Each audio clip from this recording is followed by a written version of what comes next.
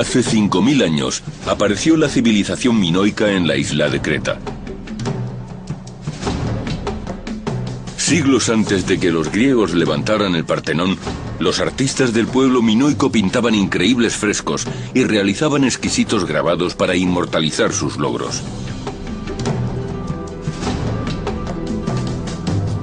Fueron los primeros europeos en usar la escritura. Pero en el momento de máximo esplendor, desaparecieron de las páginas de la historia. Su desaparición sigue siendo uno de los más grandes misterios de la Edad Antigua. Algunos piensan que esta civilización fue aniquilada por conquistadores que llegaron de otros lugares. Otros que fue debido a una erupción cataclísmica. Ahora un equipo de científicos, cada uno de ellos valiéndose de sus conocimientos y habilidades específicas, han unido sus fuerzas para resolver el rompecabezas. Ahora están encontrando pruebas que indican que una catástrofe acabó con la primera civilización de Europa. Uno pasa mucho tiempo buscando algo, y cuando lo encuentra, desearía no haberlo encontrado. ¿Fue su terrible destino el que creó el mito de la Atlántida, la ciudad que se hundió bajo el agua? Veneraban el mar, pero se volvió contra ellos. La verdadera Atlántida.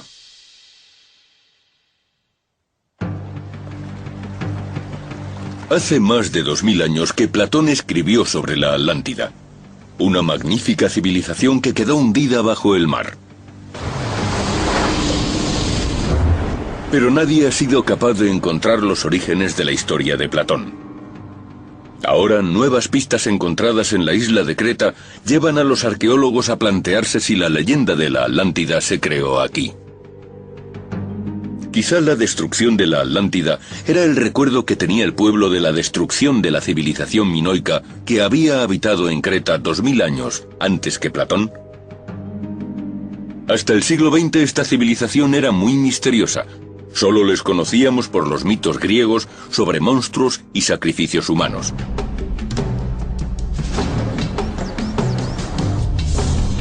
El arqueólogo Sandy McGillivray lleva 25 años estudiando al pueblo minoico de Creta. Intenta descubrir cuál fue el destino de la primera civilización europea. Ahora se dirige a unas minas antiguas en el centro de la isla. Durante muchos años se ha considerado que este lugar era el laberinto, el famoso lugar en el que estaba el Minotauro legendario. Los mitos griegos lo describen como una criatura mitad toro, mitad hombre. El rey Minos le encarceló en el enorme laberinto y se alimentaba de carne humana.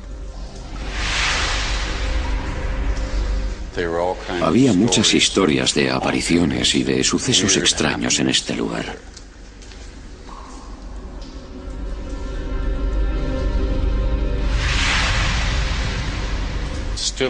Sigue siendo un lugar asociado a la muerte y al mal.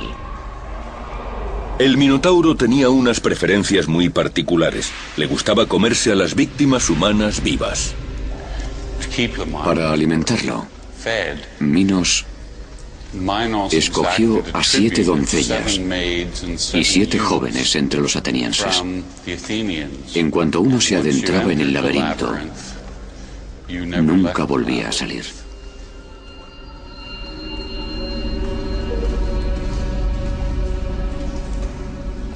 El mito sugiere que esta civilización practicaba el sacrificio humano y que puede que incluso fueran caníbales. Pero ¿no se trataría únicamente de algún tipo de propaganda generada por el temor que tenían los griegos a tener que enfrentarse con individuos más poderosos? El mito del Minotauro era todo lo que sabíamos sobre este pueblo, desaparecido hasta el 1900. Entonces, el arqueólogo británico Sir Arthur Evans inició una excavación en Creta cerca del pueblo de Knossos. Su descubrimiento sorprendió al mundo entero. Una sofisticada civilización de la Edad de Bronce. En comparación con los griegos, que vivían como bárbaros en la antigüedad, esta gente construía palacios.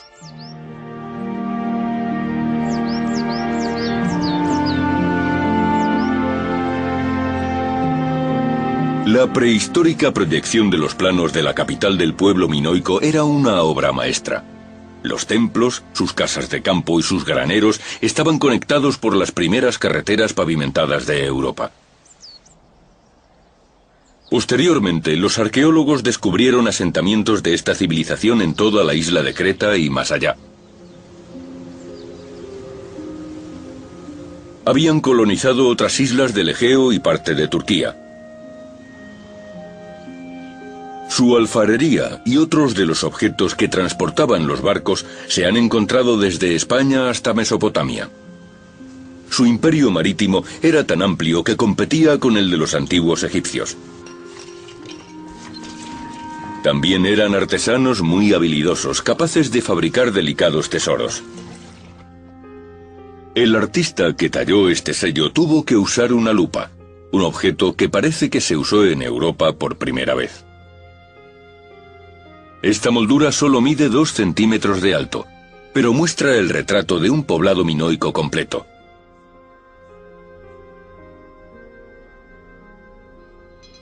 El ánfora es otra de sus obras maestras. Hay un grupo de hombres con cascos. Tienen la boca abierta, llevan unas coronas. Casi podemos oírlo todo. El viento, susurrándose cosas los unos a los otros. Estas obras son sinfónicas, en todos los sentidos. Es una revolución en el mundo del arte. Cuando Sir Arthur Evans excavó las ruinas de Knossos, cada vez estaba más seguro de que ese había sido el palacio del rey Minos y el enclave del famoso laberinto. Incluso creía haber encontrado el trono real. Pero nuevas revelaciones sobre la religión y la lengua de esta civilización están cambiando nuestra manera de entenderles. Los arqueólogos modernos no creen que estos edificios sean un laberinto, ni siquiera un palacio. Creen ver un templo construido con el fin de aprovechar el poder mágico de los cielos. En 2001, Sandy McGillivray se dio cuenta de que cada uno de estos portales está alineado con el sol del amanecer en días específicos del calendario. Lo que estamos mirando es un templo solar. Al igual que los egipcios, la civilización minoica veneraba los ciclos cambiantes del sol, la luna y las estrellas. Aquí tenemos, esencialmente, un teatro de los sentidos. Podemos empezar desde la completa oscuridad y abrir estas puertas en el mismo momento en el que sale el sol para experimentar el principio de algo nuevo.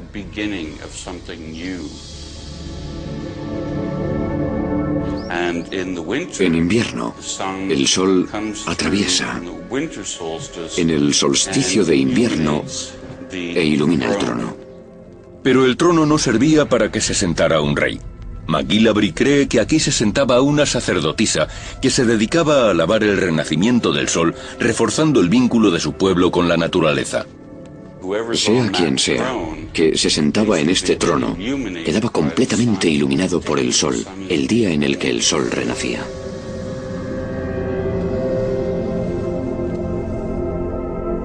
Las figuras femeninas que se encontraron en Knossos indican un culto relacionado con las sacerdotisas. Esto reafirma la hipótesis de que se trataba de un templo. Estas revelaciones sobre la cultura y la religión de la civilización minoica quedaron confirmadas cuando descifraron un misterioso escrito conocido como el Lineal A. Sandy McGillivray piensa que es la clave para saber quiénes fueron en realidad.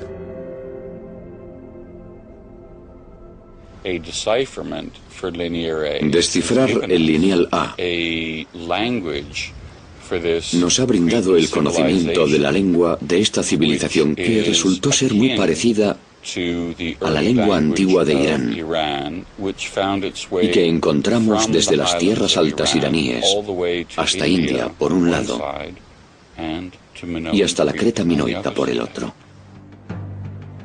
¿Podría explicar este hecho por qué este pueblo era tan distinto de los griegos que le sucedieron? Su lengua y su religión era más parecida a las asiáticas que a las europeas. Pero a pesar de su poder y de sus notables logros hace 3.500 años, este pueblo desapareció.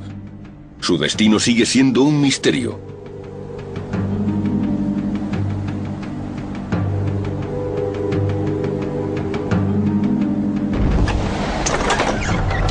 ¿Fueron aniquilados por los invasores griegos, como describe Homero en sus poemas épicos sobre la guerra de Troya?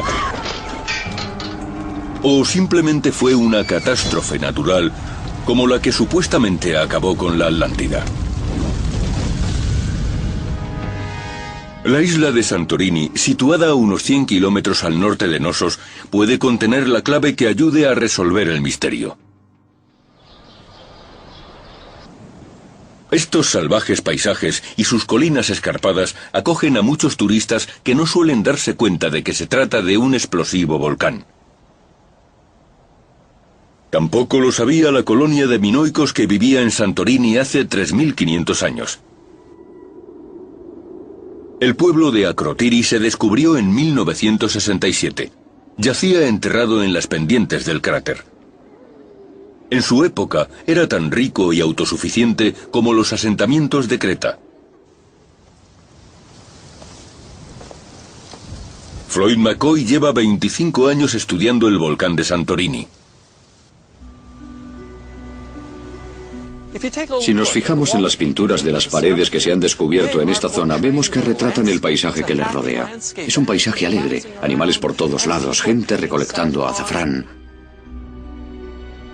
Durante la época clásica, el azafrán no solo era un producto muy apreciado como especia, sino como medicamento. Hace más de 3.500 años, los minoicos que vivían en Santorini dejaron un claro testimonio de cómo lo recolectaban. Muestran una vida muy agradable, muy cómoda.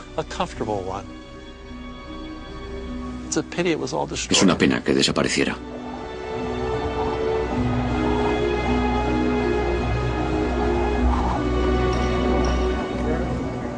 Los minoicos construyeron una hermosa ciudad en una de las islas más peligrosas de la Tierra.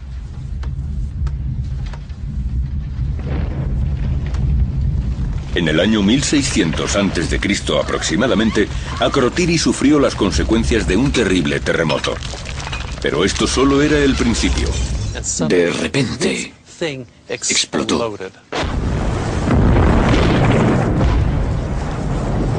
Thera entró en erupción. El enorme volcán despedía ceniza y trozos de roca a 40 kilómetros en la estratosfera. Encontramos pruebas de la fuerza del volcán en Santorini, en depósitos que tienen hasta 60 metros de profundidad en algunos lugares. Ahí, en ese acantilado, las 4 capas representan las 4 fases de la enorme y dramática erupción.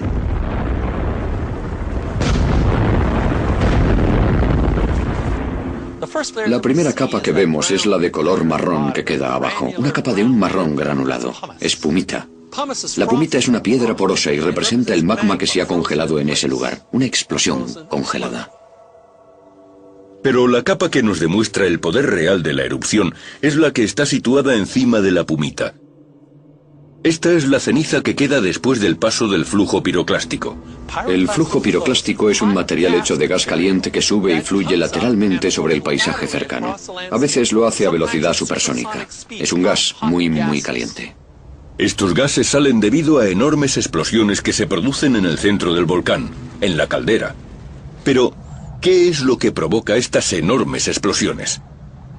Cuando el magma salió por primera vez del Thera, dejó atrás un enorme espacio vacío.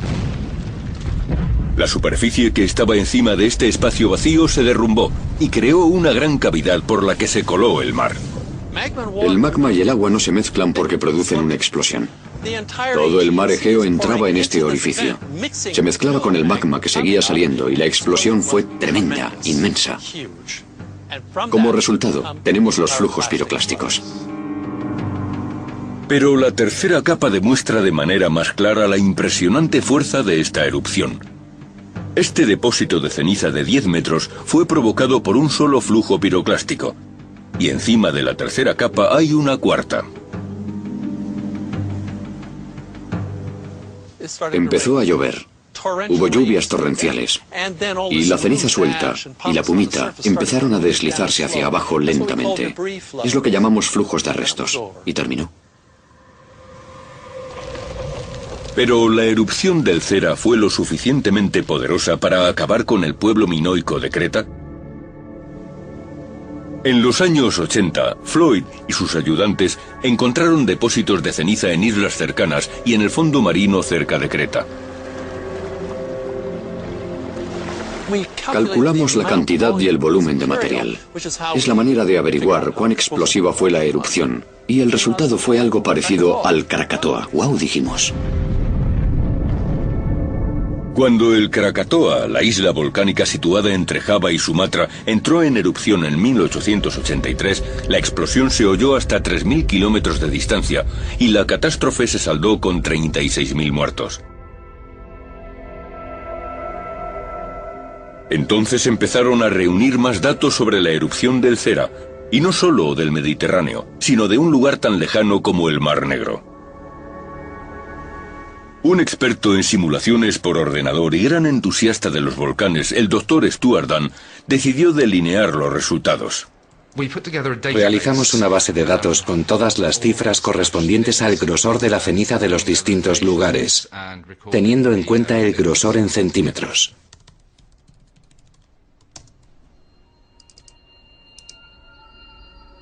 Cada uno de los triángulos numerados representa uno de los depósitos de ceniza del Cera. La situación y el grosor de estos residuos le permitió calcular los millones de toneladas de ceniza que quedaron repartidas por la región.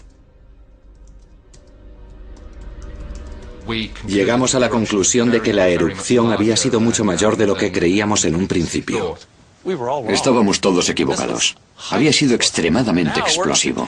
Fue unas 10 veces más explosivo que el Krakatoa. Estamos hablando de la erupción volcánica más grande de Europa en la historia de la humanidad.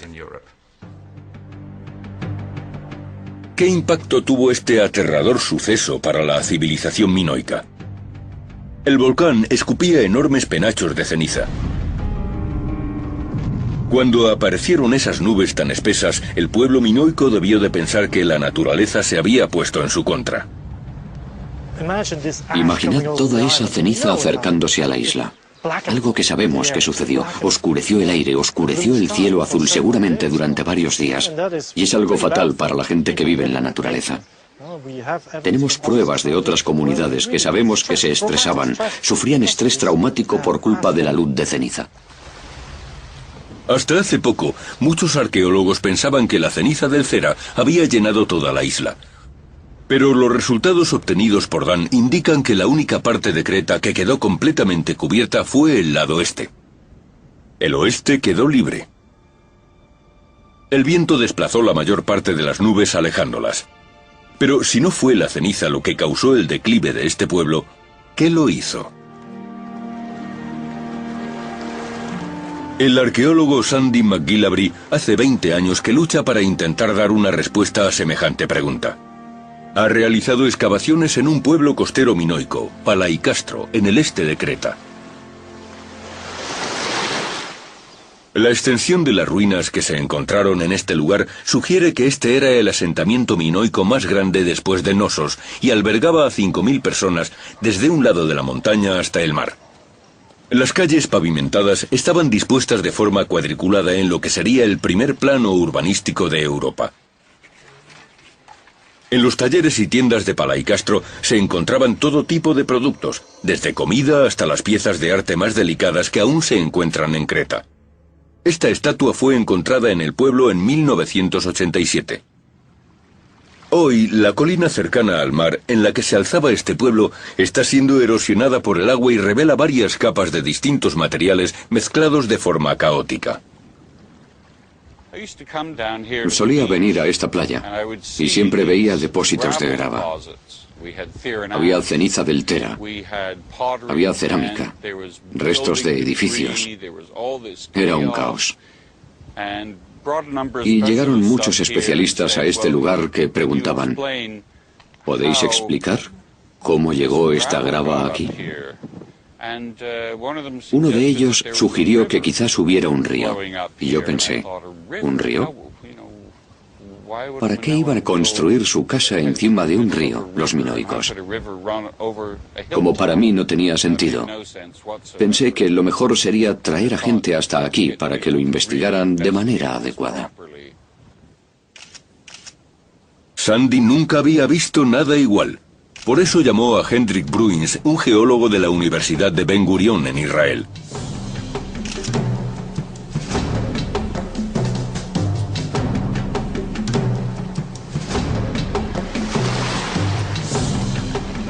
Hendrik está especializado en la datación y la identificación de capas poco comunes como esta.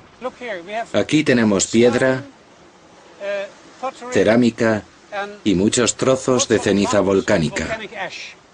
Aquí tenemos un trozo, este es otro. Él mismo se sorprende al ver estos depósitos rojos tan extraños.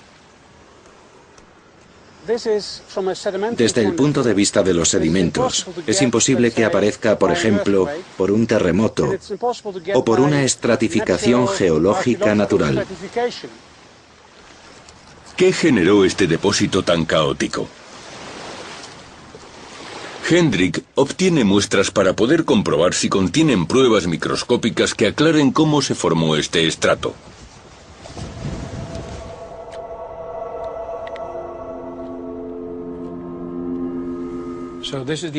Este es el bloque solidificado del sedimento que extrajimos del promontorio, un material frágil que luego se solidificó. Aquí tenemos el corte, una sección más fina que hemos obtenido del bloque. Con la ayuda del microscopio realiza un descubrimiento sorprendente. Nos sorprendió encontrar foraminíferos en los depósitos. Los foraminíferos son los esqueletos de pequeños microorganismos que se encuentran únicamente bajo el mar. Esto indica que el depósito proviene del océano. Puede ser que una tormenta desplazara a los foraminíferos hacia la tierra. Pero encuentran a otra criatura marina en la muestra. Alga coralina del fondo del mar. Estos provienen del fondo marino. Para que queden depositados al nivel en el que los encontramos en el promontorio, tienen que haber sido catapultados por algo. Para llegar allí tienen que haber sido empujados por algo. Es un sitio al que el mar nunca llega. Ninguna tormenta sería capaz de levantar a las algas hasta 5 metros de altura para colocarlas en el punto en que las hemos encontrado. Solo hay un fenómeno natural que despliegue la fuerza necesaria para lograr algo así. En 2004, el mundo entero quedó conmocionado ante la fuerza del tsunami en Asia, una gigantesca ola generada por un terremoto submarino. Murieron 230.000 personas y se destrozaron costas enteras. ¿Pudo haberle pasado lo mismo al pueblo minoico hace 3.500 años?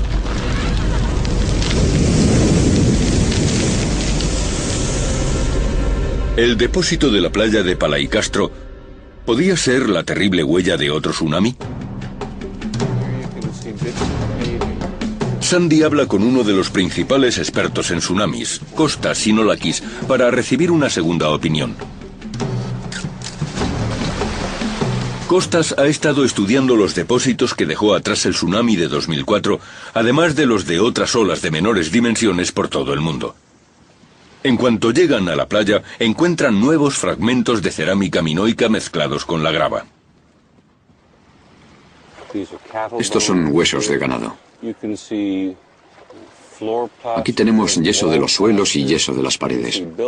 También hay materiales de construcción y cerámica. Ahora mirad estos depósitos. Aquí hay una copa cónica, en ese punto. Está a 5 metros por encima del nivel al que estaba el mar en esa época.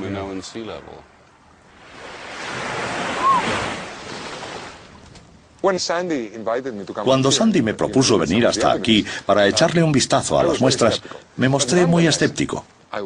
Pero de todos modos, tenía muchas ganas de comprobar qué era lo que tenía. Sandy, si todo esto es un depósito de la civilización minoica, es enorme. Está a un nivel que ni siquiera nos hemos planteado.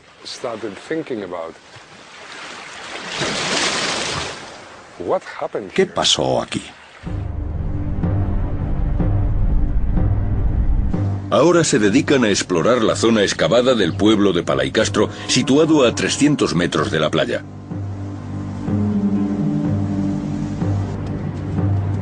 Aquí encuentran más pruebas de que sucedió algo fuera de lo normal. Los edificios muestran daños poco comunes.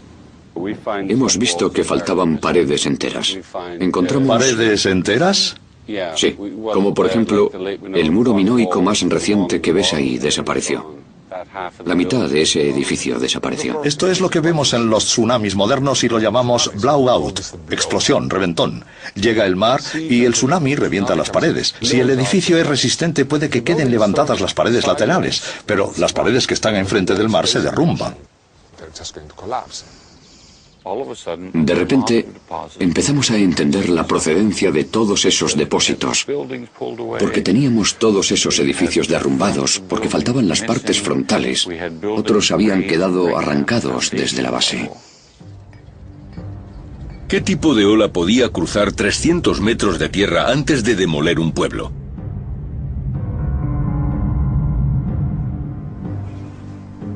Para descubrirlo, Costas creó un modelo en el ordenador.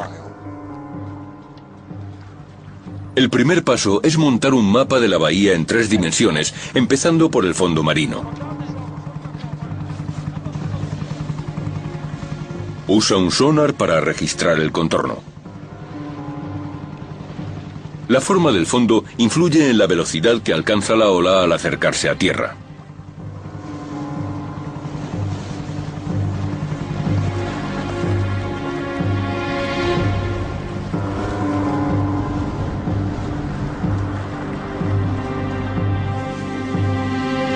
Costas también quiere encontrar más detalles que informen sobre el progreso de la ola en tierra. Al día siguiente empiezan a buscar rastros de la invasión marina de la Tierra. La primera parada la realizan en una carretera situada a 1 kilómetro de la orilla. Es una concha. Es rarísimo. Es increíble. Está todo a la vista y ahí hay más. A mí esto me recuerda al borde de una copa hemisférica, del periodo de la erupción del Tera. La carretera no está solamente a 1 kilómetro de la orilla. Además queda muy por encima del nivel del mar. Parece que estamos a 31 o 36 metros por encima del mar. No me lo puedo creer, Estamos cerca.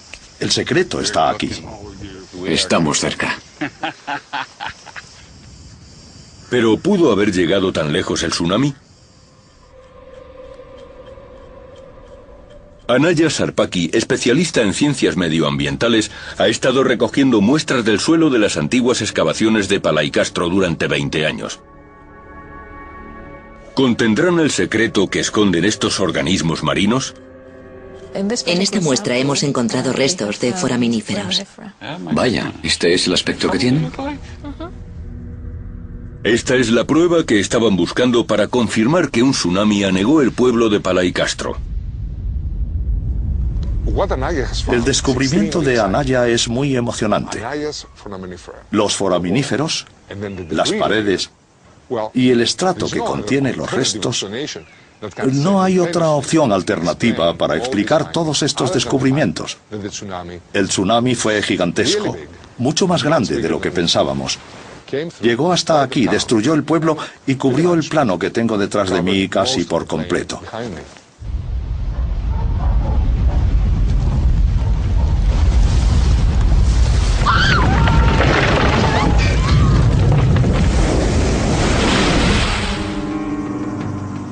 ¿Qué fue lo que generó la ola que destruyó Palaicastro?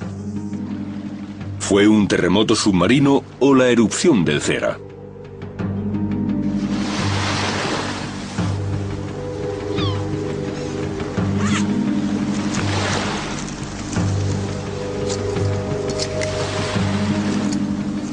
Hendrik Bluins espera que un fragmento de los huesos del ganado que han encontrado enterrado en el depósito del tsunami confirmará la relación entre la gran ola y el volcán.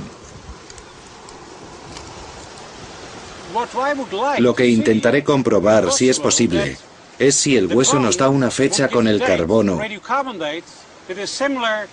similar a la fecha de la erupción en Santorini, porque de ese modo obtendríamos una evidencia clara de que se trata del mismo momento. Si la fecha de la prueba del carbono que sacamos de los huesos coincidiera con la fecha del carbono obtenida de la erupción de Santorini, sería una prueba científica muy importante. Aquí tenemos una pieza. ¿Pudo la erupción más grande de la historia de la humanidad haber generado un tsunami capaz de destruir no solo un pueblo, sino una civilización entera? Aquí está. ¿Puede esconder este hueso la explicación al secreto de la Atlántida, la gran ciudad que desapareció bajo las olas? El equipo sigue recorriendo la isla en busca de más pistas sobre el tsunami. Recorren la costa norte, la zona azotada por el posible tsunami generado por el Cera. Pero siglos de erosión provocada por el mar y por el viento han borrado parte de las pistas que encontramos en el terreno.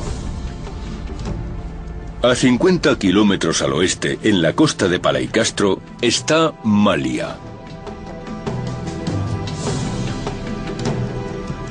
Estas ruinas fueron el tercer palacio minoico más importante de la isla de Creta. Los pueblos costeros, como Malia, no tenían murallas protectoras. La defensa del pueblo minoico se basaba en controlar el mar, ya que eran la fuerza naval más poderosa de la antigüedad.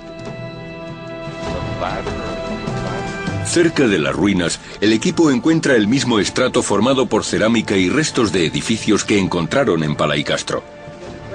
Pero en su interior esconde otra pista que confirma que una ola gigante enterró organismos marinos en el lugar. Mirad. Estupendo. Sí, fantástico, muy bien. Esto refuerza nuestra hipótesis de que se trata del depósito de un tsunami. Esto significa, por lo menos para mí, que añadimos mucha credibilidad a los depósitos que encontramos en Palaicastro, en el promontorio.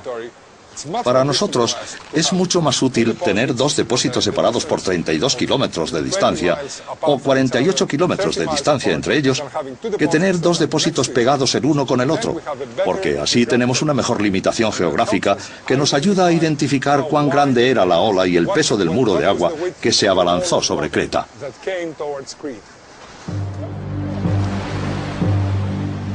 Ahora el equipo sabe que la ola tenía por lo menos 48 kilómetros de ancho.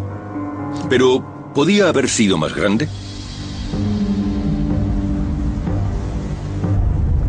Al día siguiente llegan a Mnisos, el puerto de la flota minoica cercano al palacio de Knossos. Hace 4000 años había una casa situada en medio de este campo de olivos en esta idílica costa. Estaba decorada con frescos que ensalzaban el amor que el pueblo minoico profesaba por la naturaleza. Pero durante la erupción del Cera, la casa quedó destruida y el fresco arrancado de las paredes. Encontraron restos de la pumita del Cera en las ruinas de esta casa. La piedra porosa y posteriormente petrificada del volcán pudo haber llegado hasta aquí por una tormenta. Pero si encuentran pumita del Cera en las altas colinas situadas detrás de la casa, puede indicar que flotaban en un tsunami. Bueno, si encontramos pumita aquí arriba... Empecemos a mirar en lugar de hablar. Intentemos encontrarla. Intentémoslo.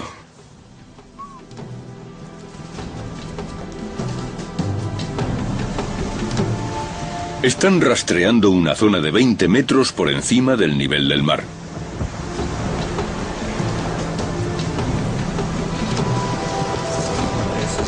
Aquí está. Esto es volcánico. Mirad si brilla. Pero tiene forma redondeada. Sí, es pumita, definitivamente, no hay duda. ¿Os dais cuenta de lo que significa si lo trasladamos a la altura del tsunami? Bueno, hay otra manera en la que estas diminutas piezas de pumita pudieran haber llegado hasta aquí. ¿Cómo pudo hacerlo si no? ¿No es un souvenir? Podría haber quedado destruida por una ola de unos 3 metros. Nadie sabe cuán resistente era la casa. Pero encontrar pumita en este lugar es increíble, es enorme.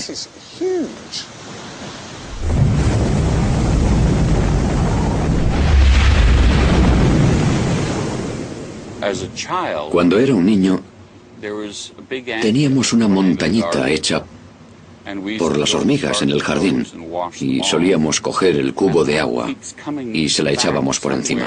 Es algo de lo que me acuerdo constantemente. No puedo dejar de pensar que esa ola tuvo el mismo efecto que conseguíamos anegando la colina de las hormigas, porque quedaban nadando en una especie de mar.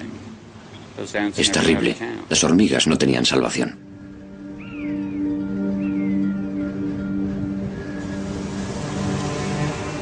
Con todas las pruebas acumuladas que sugieren que el tsunami tuvo las dimensiones de una isla, Hendrik quiere establecer la causa de esta inmensa ola asesina. Ha estado esperando a que llegara la fecha indicada por el carbono correspondiente al hueso de ganado que encontró en la playa. ¿Confirmará la teoría del equipo que el volcán generó el tsunami? Llegan los resultados. La fecha corresponde al 1600 a.C. Coincide exactamente con la fecha de la erupción del Cera. Los huesos corresponden a la misma fecha de la erupción de Santorini y prueban que el caótico depósito del tsunami también tiene la misma fecha, datada con carbono, que la erupción. Es genial. Ahora el equipo sabe qué generó esa enorme ola, pero qué tamaño tenía y qué daños pudo causar. En el laboratorio, Costas puede realizar la reproducción por ordenador de la altura, la longitud y el ancho de la ola.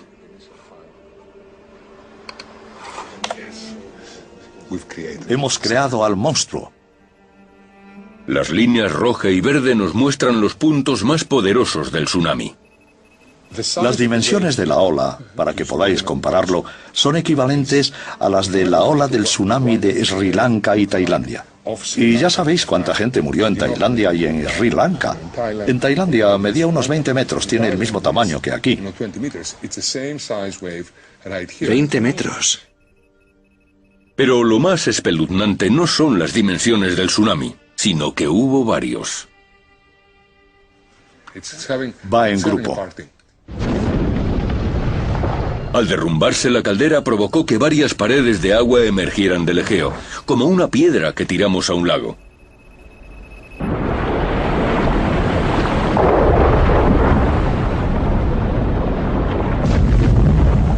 Estas olas rodeaban las islas y rebotaban contra ellas en una especie de juego mortal. Se acerca.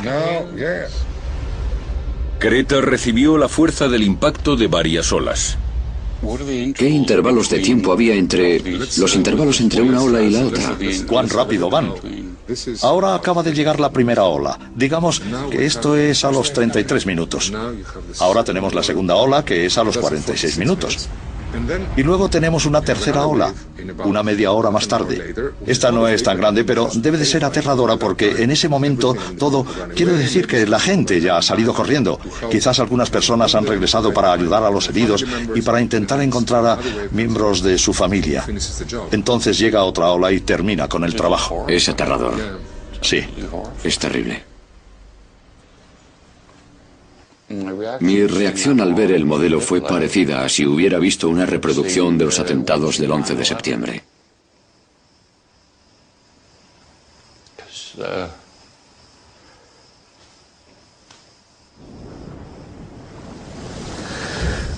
Me disgustan las catástrofes.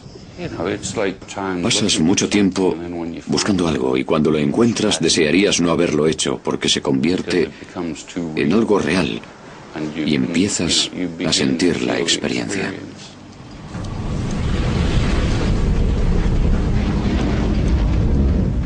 Son vidas.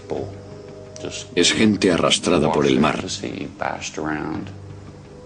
golpeada contra las paredes. Son barcos que llegan a la orilla de repente. Es en un instante, todo pasa en un segundo, en tu cabeza.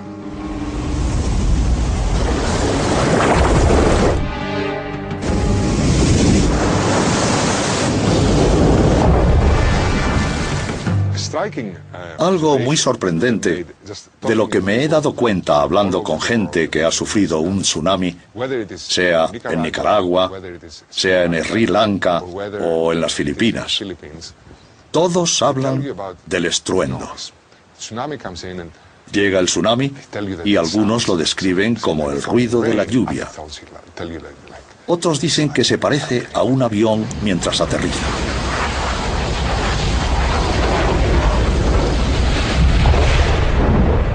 Estas impresiones son las que siempre oyes una y otra vez, estés donde estés. Sientes que ha llegado el fin del mundo. En cuanto el tsunami llega a tierra, se mueve a una velocidad de entre 16 y 32 kilómetros por hora. Es parecido a encontrarse atrapado en una corriente de aire de 32.180 kilómetros por hora. Nada puede detenerlo.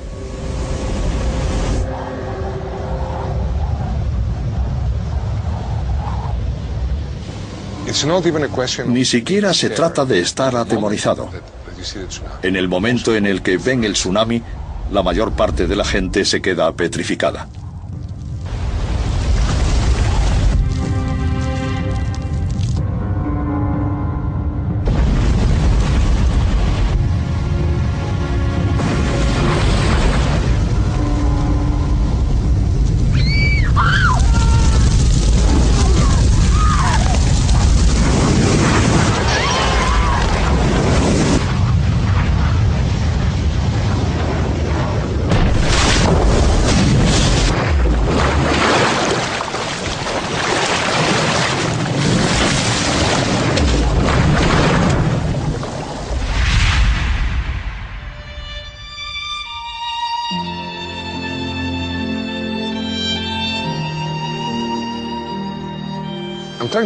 Intento imaginar cómo reaccionó el pueblo minoico ante tal fenómeno, porque amaban el mar, lo veneraban, y el mar se vuelve contra ellos.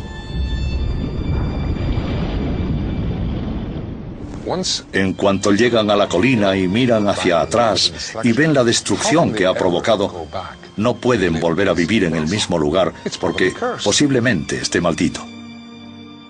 No hay escritos que verifiquen el tsunami del Cera, ni cifras que resuman las muertes y la destrucción que provocó. Pero el tsunami de 2004 es un caso parecido. Los minoicos confiaban tanto en su ejército naval que vivían en ciudades costeras sin protección. Estos eran los principales centros de población, donde vivía la gente. Ahora nos trasladamos a Banda H y veremos que la tasa de mortalidad fue del 80%. Si nos planteamos que la tasa de mortalidad en el momento de la erupción del Tera, en el periodo minoico, fue similar, eso significa que desapareció toda la civilización. El tsunami tuvo la fuerza suficiente para derrotar a una civilización entera, pero hubo supervivientes.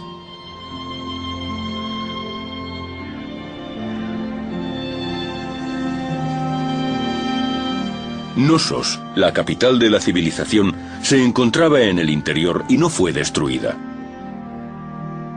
Los minoicos se quedaron allí, e incluso estuvieron reconstruyendo algunas zonas. Y aunque nunca recuperarían su enorme poder y su influencia, siguieron realizando exquisitos trabajos artísticos.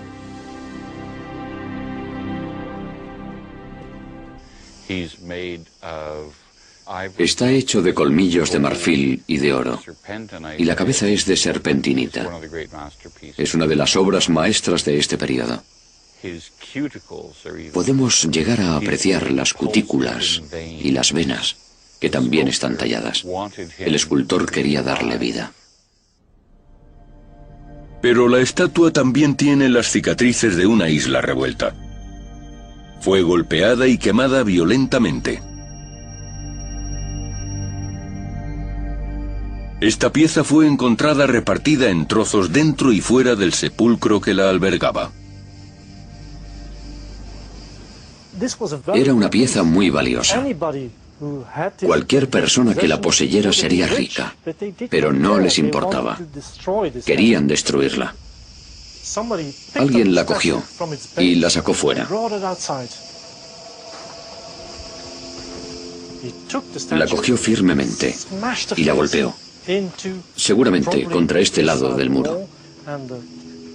De esta manera cayó la cabeza y los brazos y el torso quedaron ante las escaleras del sepulcro. Luego tiró las piernas en la casa que se estaba incendiando. ¿Podemos considerarlo una prueba de la desintegración de la sociedad? ¿Se rebelarían los pobres contra los gobernantes, renegando de sus dioses por no haber logrado protegerles? Fueron a destruir la casa claramente. Y es un hecho presente en todas las civilizaciones, la egipcia, la romana. La destrucción de la cara esconde cierto simbolismo. Quieren acabar con todo lo que tenga que ver con lo que representa la estatua. Puede que el destino de esta estatua estuviera íntimamente ligado a la destrucción que sufrieron los minoicos en el 1450 a.C.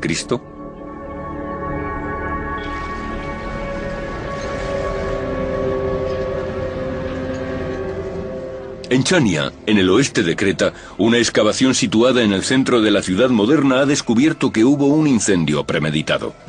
Estas piedras se encuentran en semejantes condiciones debido a un fuego muy grande. Es un patrón que se repite en otras excavaciones de la isla. ¿Pudo tratarse de una revolución en el corazón de la sociedad minoica o puede ser la prueba de que hubo una conquista por parte de extranjeros? La arqueóloga María Blazaki cree tener la respuesta. Ha descubierto un cementerio muy poco corriente en Chania. Data del mismo periodo de la destrucción de la civilización minoica. Son tumbas de guerreros. Están enterrados individualmente, algo que se opone de manera radical a las costumbres minoicas.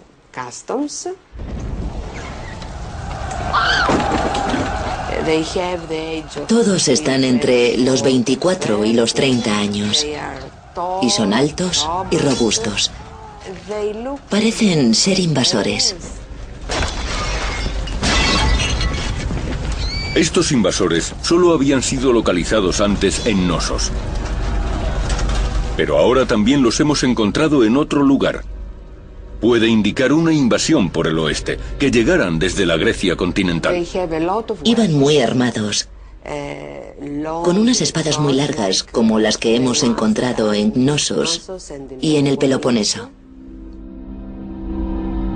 Los invasores del Peloponeso se abrían paso cortando cuellos e incendiando la isla de Creta, derrotando a los minoicos. Sandy McGillivray cree que el tsunami propició que el pueblo micénico atacara Creta. Su tierra son las costas sureñas del Golfo de Corinto. El tsunami no pudo llegar al Golfo, porque para llegar hasta allí hay que dar la vuelta hasta llegar al oeste, a una ensenada. Seguramente los micénicos eran los únicos habitantes del este del Mediterráneo que disponían de ejército naval, y eso significaba que eran poderosos.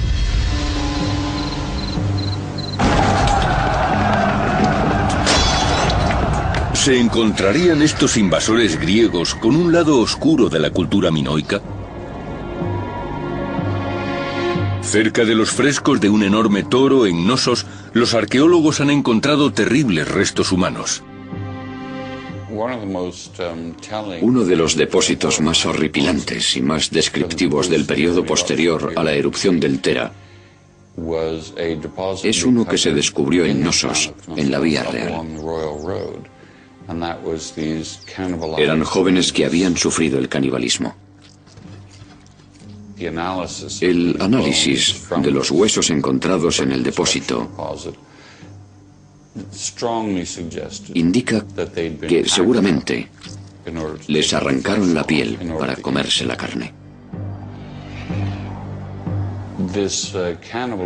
Este aspecto caníbal del pueblo minoico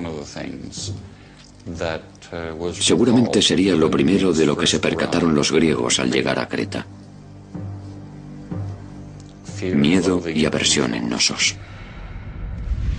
¿Fue este hecho el que originó el mito del Minotauro? ¿Creían los griegos que las víctimas eran trasladadas hasta el laberinto para ser sacrificadas ante el dios toro de los minoicos?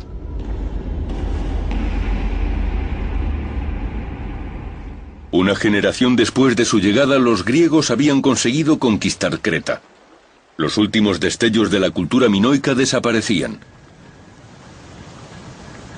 Estos notables arqueólogos han logrado desenterrar las pruebas que resuelven el misterio de cómo la primera gran cultura europea se desintegró en su momento álgido. Es un gran descubrimiento, porque nos permite escribir un nuevo capítulo sobre arqueología minoica en la historia de esta civilización. Es muy emocionante. Quiero decir, ni siquiera en mis sueños, cuando empecé a soñar que quería ser científico, se me ocurrió pensar que intentaría descubrir el motivo del declive del pueblo minoico y lo que sucedió en el 2000 a.C. Puede que nunca estemos tan cerca del origen de la historia platónica de la Atlántida como ahora. Puede que estuviera describiendo las memorias de la civilización minoica destruida por un antiguo tsunami.